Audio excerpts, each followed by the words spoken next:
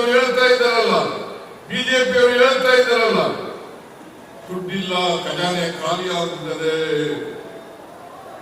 ದುಡ್ಡಿನ ಖಜಾನೆ ಖಾಲಿ ಆಗುತ್ತದೆ, ಯಾವ ಆಧಾರದಲ್ಲಿ ಹೇಳ್ತಾ ಇದ್ದಾರೆ? ಇದು ಸುಳ್ಳು, ಅಪ್ಪಟ ಸುಳ್ಳು. ನಮ್ಮ ರಾಜ್ಯದಲ್ಲಿ ಯಾವತ್ತೂ ಕೂಡ ಅಭಿವೃದ್ಧಿ ಕೆಲಸಗಳಿಗೆ ನಮ್ಮ ಸರ್ಕಾರ ಬಂದಾಗ ಯಾವತ್ತೂ ಕೂಡ ಅಭಿವೃದ್ಧಿ ಕೆಲಸಗಳಿಗೆ ದುಡ್ಡಿಲ್ಲ ಅಂತಕ್ಕಂಥ ಪರಿಸ್ಥಿತಿ ಉದ್ಭವ ಆಗಿಲ್ಲ. ನಾನು ಹಿಂದೆ ಮುಖ್ಯಮಂತ್ರಿಯಾಗಿರುವಾಗ 2003ರಿಂದ 2018ರವರೆಗೆ ಮುಖ್ಯಮಂತ್ರಿ ಆಗಿದ್ದೆ. ಆ ಮುಖ್ಯಮಂತ್ರಿ ಆಗಿದ್ದಾಗ 165 ಭರವಸೆಗಳನ್ನು ಕೊಟ್ಟಿದ್ದು, 165 ಭರವಸೆಗಳನ್ನು ಕೊಟ್ಟಿದ್ದು.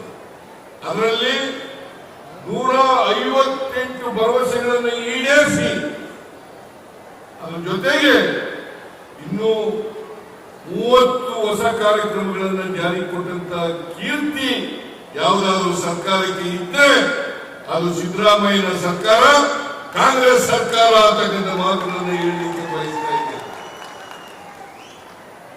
ಯಾವುದಾದ್ರೂ ಸರ್ಕಾರ ಇದ್ರೆ, ದುಡಿದಂತೆ ನಡೆದಂತ ಸರ್ಕಾರ ಯಾರು ಇದ್ರೆ, ಕೊಟ್ಟ ಮಾತನ್ನು ಉಳಿಸಿಕೊಳ್ತಕ್ಕಂಥ ಪ್ರಯತ್ನವನ್ನು ಮಾಡಿದ್ರೆ ಅದು ಕಾಂಗ್ರೆಸ್ ಸರ್ಕಾರ, ಅದು ನಮ್ಮ ಸರ್ಕಾರ ಅಂತಕ್ಕಂಥ ಮಾತುಗಳನ್ನು ಹೇಳಲಿಕ್ಕೆ ಬಯಸ್ತಾ ಇದ್ದೇನೆ. ಈ ಸಾರಿ 593 ಭರವಸೆಗಳನ್ನು ಕೊಟ್ಟಿದ್ದು, 593 ಭರವಸೆಗಳನ್ನು ಕೊಟ್ಟಿದ್ದು. ಈಗಾಗಲೇ ನಾವು 2 ವರ್ಷದಲ್ಲಿ 242 ಭರವಸೆಗಳನ್ನು ಈಡೇರಿಸಿದ್ದೇವೆ.